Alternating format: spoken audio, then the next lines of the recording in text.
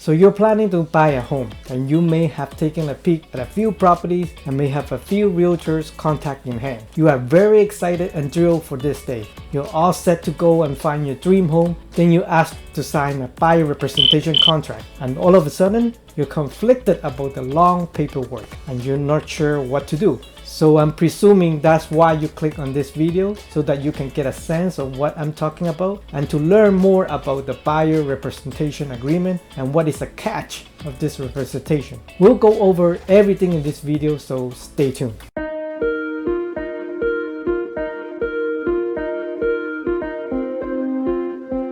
My name is Antonio here from AV Team Real Estate, and we've been selling real estate for many years. If at any point in this video you have questions about the real estate market, drop them in the comments down below or reach out to us directly at 416-836-8987, or you know the drill. Just use this website at avteamrealestate.com to connect with us. So in a crazy market like Toronto, there's a lot of realtors you can know, or if you don't, you might have friends or family who could refer you to one. However, because buying real estate takes time and effort, I find that you don't always want to work with close friends or family because you don't just want to overwork them, and in some cases you just don't want to look at a few more properties and don't want to feel obligated because they're your close friends or family. Now, to put things in context, let's look at a real life scenario to show why a buyer representation agreement is necessary. Let's imagine John was working with a realtor A who spent a lot of effort organizing 20 showings over the course of 3 weeks until he found one that he liked and placed an offer. However, it was outbid by other buyers and was kind of exhausted and tired. And let's say in a bar, John met another realtor B who, without cutting ties with realtor A, assisted John in submitting an offer for a property that was later got accepted. Let's pretend realtor A doesn't have a buyer agreement. Consider how much time and effort, personal fund he put into helping John find a home. It required spending money and gas and parking to drive John across the town looking for properties in various neighborhoods. So realtor B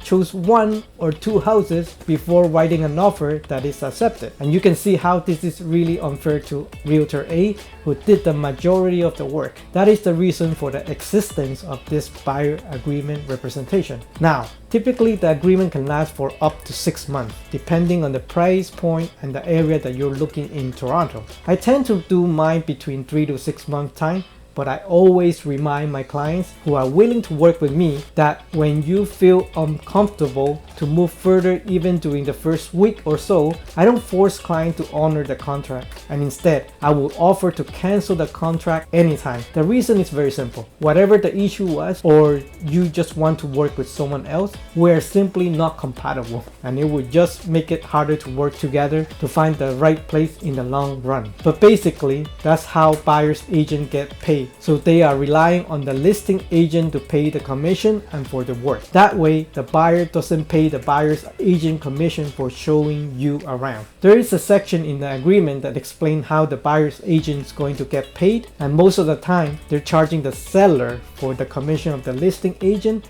and the co-op fee, which also refers to buyer's agent commission. I will also walk you through later part of the video to show you which section in the contract, and so that's why the buyer doesn't have to pay for services when you are buying a house. There is an exception when sellers don't offer co-op fee. This is common with for sale by owner properties. The buyer may be responsible for paying the buyer's agent fee in this scenario. I'm going over the most important part of the agreement briefly so you know what's going on and where you should be keeping an eye out and make changes based on your full understanding. This is the buyer representation form that you will often see in Toronto, Ontario.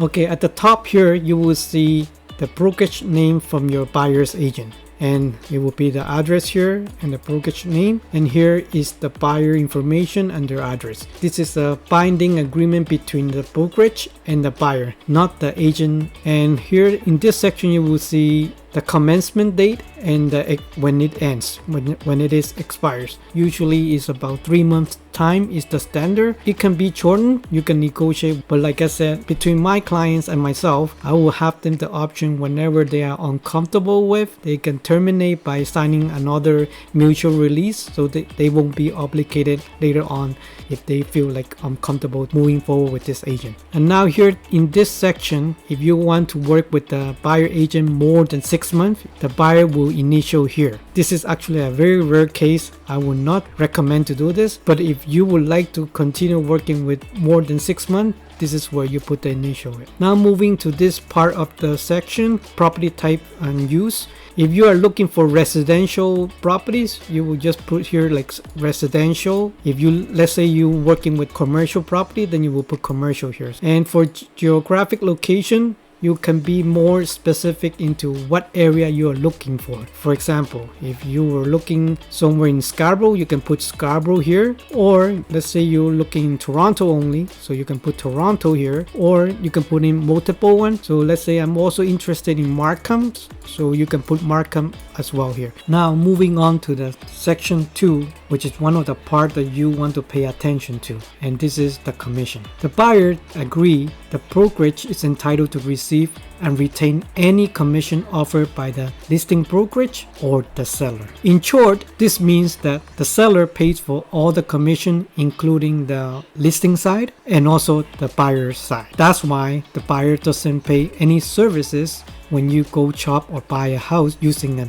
buyer agent. Let's look down here right now, and there is one exception to that. The buyer is responsible to pay for the buyer's agent when the seller decide not to use any real estate agents and they want to go through all by just using lawyers. In this case, if the buyer choose to use a buyer agent, let's say the industry standard is 2% or above. So in this case, the buyer is responsible to pay for this amount to the buyer's agent if they choose to hire a buyer agent. It does work the same with the lease. Usually the standard is half month for the commission based on the lease. Moving on after the commission, those are the standard clauses. Have the signature of the buyer with the date, and here finally you just acknowledge in this part and the buyer representation is done. Finally, if you have the opportunity, interview the realtor you are about to hire. If you're not sure how to find a good realtor, you should watch this video that is above here. It will provide you with some useful information on the subject. Now, if you're comfortable moving forward with this realtor, or if you're not, just break it off before they show you all these different houses and ask them all this question and advice, because when you have a buyer's agreement, they are representing you and providing you advice and coaching. It is kind of inappropriate for an agent to give you advice on keeping certain information